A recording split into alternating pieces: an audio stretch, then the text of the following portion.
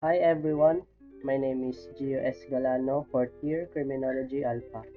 I will continue the Chapter 7 Bureau of Jail Management and Penology. Appeal Mechanism. Appeal Mechanism. The warden through the IRO shall retain a copy of the appeal form and shall prepare an answer to the appeal including evidences, all of which shall be submitted along with the filled up appeal form. Appeal mechanisms also received by the Chief PJMP shall be immediately acted upon by the MSEC. Appeal mechanism. The recommendation of the National MSEC shall be subject to the approval of the Chief PJMP. This approval or disapproval will serve as the final stage of the appeal mechanism.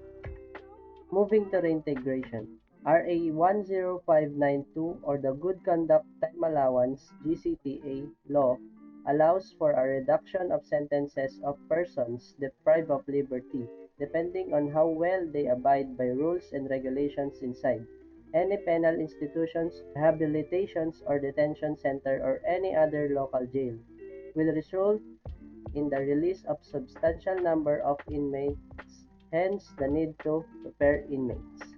Reintegration modular projects must be implemented with the following: A. Clearly described. B. Specific duration. C. List of participants. D. A given set of activities. And lastly, E. Clear basis for evaluation.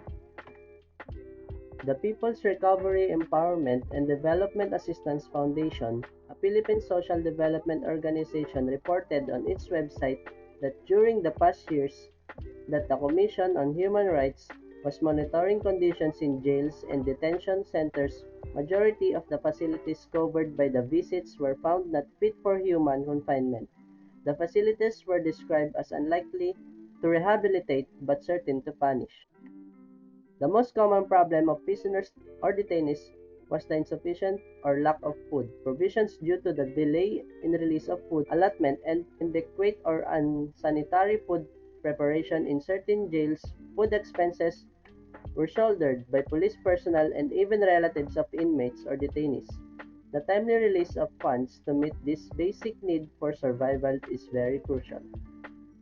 Their place of confinement has been a perennial problem for the prisoners or detainees. Defective buildings and facilities, lack of sleeping equipment, and cells with poor ventilation and defective water system, and even lack of potable water, which is a basic life resource, are but some of the other issues. Due to these prevailing problems, inmates have easily acquired different kinds of diseases.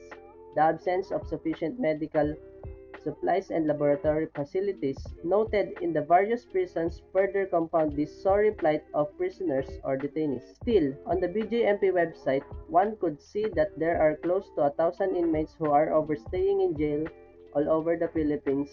These are inmates who are held in preventive imprisonment equal to or more than the maximum imposable penalty. This is saying a lot about the state of jails and prisons in the country. Let's move to Chapter 8: Global Trends in Corrections.